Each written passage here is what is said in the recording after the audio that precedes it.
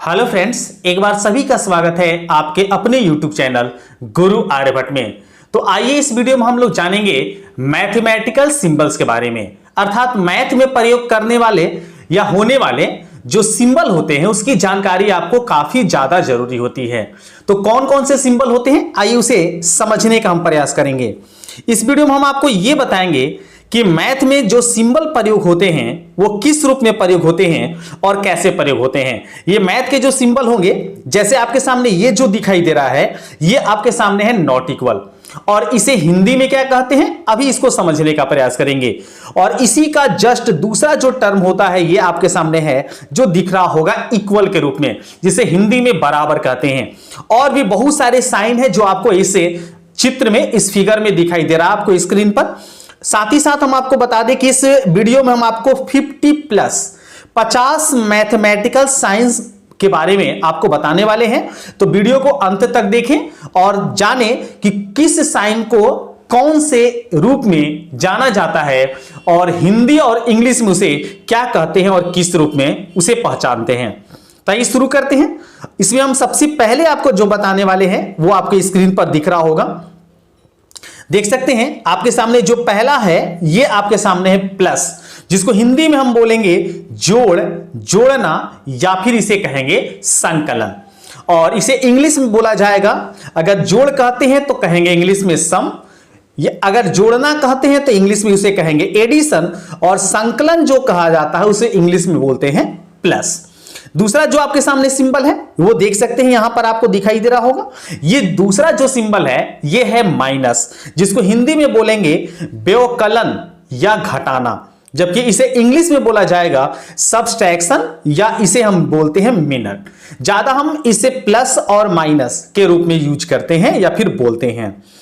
Third जो आपके सामने ऑप्शन है, थर्ड जो ऑप्शन दिख रहा होगा आपको, तो थर्ड में आपके सामने ये जो दिखाई दे रहा है इसको हम लोग हिंदी में बोलते हैं गुना, गुना कहा जाता है, और इंग्लिश में इसे बोला जाता है मल्टीप्लिकेशन। इसके बाद नेक्स्ट जो आपको दिख रहा होगा ये टर्म, अर्थात ये जो आपके सामने अगला टर्म है, इस टर्म को हम बोलते हैं भाग। इंग्लिश में इसे बोला जाता है डिवीजन। अर्थात अगर आपके सामने कुछ इस प्रकार से कभी भी टर्म आ जाए तो इसे हम पढ़ते हैं, इंग्लिश में पढ़ेंगे तो 2 डिवीजन बाई 3, और हिंदी में पढ़ेंगे तो 2 भाग 3। इस तरीके से इसे उच्चारण दिया जाता है। नेक्स्ट इसका भी मैथ में काफी ज्यादा यूज होता है, जिसे हम लोग पढ़ते हैं इसलिए, या फिर अगर इंग्लिश में इसे बोलेंगे तो हम बोलेंगे देयरफॉर। और उसके बाद जो अगला टर्म आपके पास है जिसमें 2 बिंदु ऊपर है, 2 बिंदु दिया गया है ऊपर और 1 बिंदु आपके सामने है नीचे, तो इस वाले चिन्ह को हम बोलते हैं क्योंकि, या फिर बोला जाता है चूंकि। ऐसे मैथ में ज्यादा प्रयोग होता है चूंकि, अर्थात इसे इंग्लिश में बोले तो इसे इंग्लिश में बोलेंगे बिकॉज, या फिर सबसे ज्यादा जो यूज होता है वो होता है सिंस। चलिए अगले टर्म देखिए, अगला जो सिंबल है वो क्या है और इस सिंबल में कौन कौन से आपके सामने क्रम आते हैं।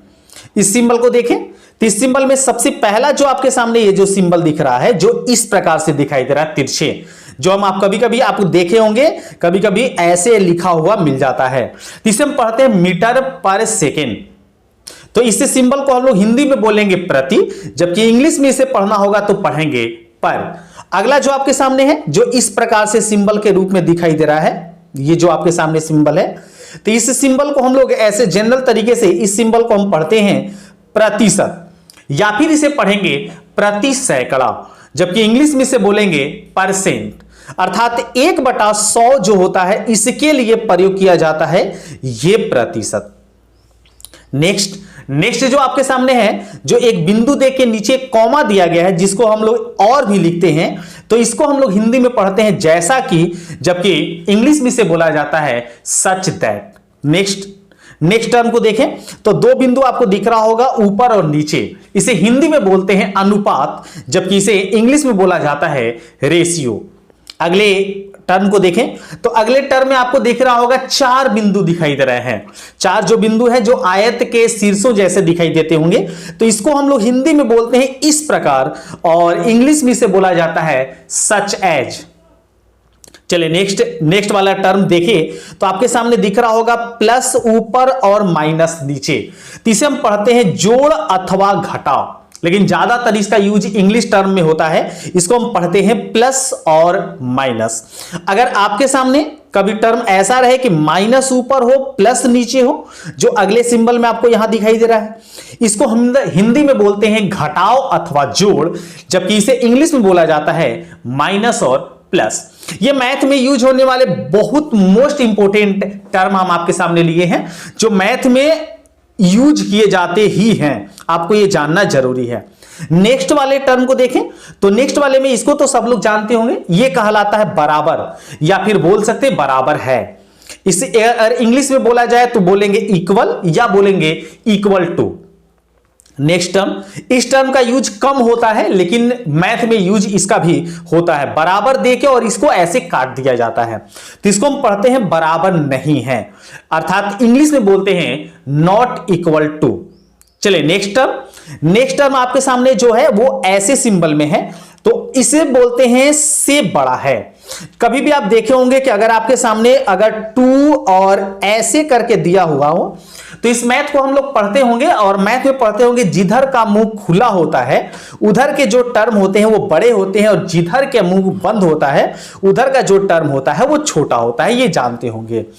तो इसलिए इस तरीके का जो सिंबल होता है, चूंकि इसमें पहले मुंह खुला हुआ भाग का होता है, इसलिए इसको हम पढ़ते हैं से बड़ा है। इस सिंबल का नाम होगा से बड़ा है। जबकि इसे अगर इंग्लिश में जाने तो हम इंग्लिश में से बोलेंगे ग्रेटर देन। नेक्स्ट सिंबल जो आपको दिख रहा होगा इस प्रकार के सिंबल के जैसा है, तो इसे हम हिंदी में बोलेंगे से छोटा है, जबकि इसे इंग्लिश में बोला जाएगा लेस देन। चलिए नेक्स्ट आपके सामने टर्म है जो ग्रेटर देन के साथ ऐसे चिन्ह लगा हुआ है इक्वल का, तो इसको हम पढ़ते हैं से बड़ा या बराबर है, जबकि इसे इंग्लिश में बोला जाएगा ग्रेटर देन और इक्वल। मतलब ग्रेटर देन भी है और इक्वल भी है, इसका अर्थ यही होता है। नेक्स्ट और अगले टर्म को देखें तो आपको दिख रहा होगा इसमें लेस देन का सिंबल देखिए और ऐसे इक्वल चिन्ह लगा हुआ है। तो इस टर्म का अगर उपयोग करें और इसको हम लोग समझने का प्रयास करें तो इसे हिंदी में बोलते हैं से छोटा या बराबर है, और जबकि इंग्लिश में बोलेंगे लेस देन और इक्वल टू। तो इस तरीके से आप इजीली इन चिन्हों को याद रख सकते हैं और इसका प्रयोग अपने मैथमेटिक्स में कर सकते हैं। चलिए नेक्स्ट टर्म को देखें। नेक्स्ट टर्म भी आपके लिए काफी ज्यादा इंपॉर्टेंट है और इसको भी समझना आपके लिए काफी ज्यादा जरूरी है। इसमें देखिए आपके सामने ग्रेटर देन का सिंबल है और ग्रेटर देन को ऐसे क्रॉस किया हुआ है, मतलब काट दिया गया है। तो ऐसा जो सिंबल होता है वो कहलाता है से बड़ा नहीं है। मतलब आपके सामने कभी ऐसे टर्म दे दे 2 लिखा हुआ हो और 3 लिखा हुआ हो, तो अगर ऐसे सिंबल दे दिए तो गलत हो गया, क्योंकि 2 जो है 3 से छोटा है, तो आप इसे ऐसे काट देंगे तो ये सही हो जाएगा। मतलब 2 3 से बड़ा नहीं है। इसे इंग्लिश में पढ़ेंगे not greater than. Next term देखें तो नेक्स्ट वाला जो टर्म है उसमें लेस देन करके और काटा हुआ है, तो इसे हिंदी में पढ़ेंगे से छोटा नहीं, जबकि इसे इंग्लिश में पढ़ना होगा तो इसे इंग्लिश में पढ़ेंगे नॉट लेस देन। चलिए नेक्स्ट टर्म को देखें। नेक्स्ट टर्म आपके सामने ऐसा एल जैसा दिखाई देता होगा, लेकिन एल जैसा होता नहीं है। एल हम लोग सीधा ऐसे लिखते हैं, जबकि ये थोड़ा सा ये जो एंगल होता है ये भाग झुका हुआ होता है। इसे हिंदी में बोलते हैं कोण, जबकि इसे इंग्लिश में बोला जाता है एंगल। चलिए अगले टर्म को देखें। अगला टर्म आपके सामने है ऐसा कुछ लिखा हुआ, मतलब ऐसे एंगल का चिन्ह देके और उसके आगे लिखा हुआ है एस, तो इसको हम पढ़ते हैं कोणों।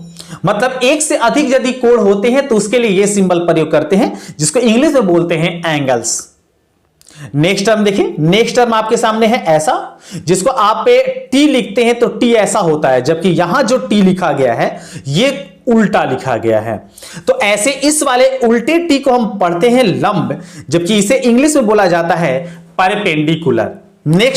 नेक्स्ट आपके सामने फिर से जो कोण अभी आया था उसके जगह पर ऐसा सिंबल आ गया जो एल जैसा दिखाई देता है। अंग्रेजी वर्णमाला के एल जो होता है उसके जैसा दिखाई देता है, तो इसको हम बोलते हैं हिंदी में समकोण, जबकि इसे इंग्लिश में बोला जाता है राइट एंगल। अर्थात समकोण जो 90 डिग्री के एंगल को डिनोट करता है, ये 90 डिग्री एंगल को डिनोट करता है।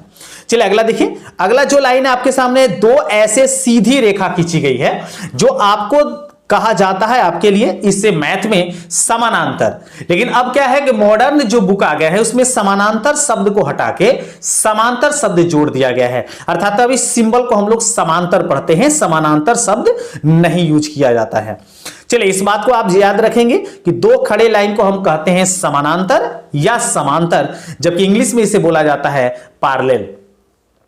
इसके बाद देखें, और ये आपके सामने है जो कुछ इस प्रकार से दिखाई देता होगा, इसे पढ़ते हैं हम हिंदी में समरूप, जबकि इसे इंग्लिश में बोला जाता है सिमिलर टू। मतलब दो अगर पद, जैसे मान लीजिए ए और बी, जैसे इसमें ट्रायंगल के रूप में प्रयोग होता है त्रिभुज ए बी सी और त्रिभुज डी ई एफ, अगर ये दोनों एक दूसरे के इक्वल होते हैं तो ये जो होता है इसके बीच का चिन्ह ये लगाया जाता है, जिसको हम लोग सिमिलर या फिर समरूप नाम से जानते हैं। तो इस तरीके से आप अपने मैथ में इन सभी पदों का यूज करते हैं और इन पदों का यूज करके आप मैथमेटिक को बनाते हैं। तो इस वीडियो में इतना ही। नेक्स्ट वीडियो में कुछ और नए टॉपिक के साथ, कुछ और नए टेक्निक के साथ हम आपके सामने पुनः उपस्थित होते हैं। अगर इस वीडियो से कोई शिकायत रहा तो कमेंट सेक्शन में जरूर उसका रिप्लाई करें। मिलते हैं नए वीडियो में एक नए टॉपिक के साथ, तब तक सभी को वंदे मातरम।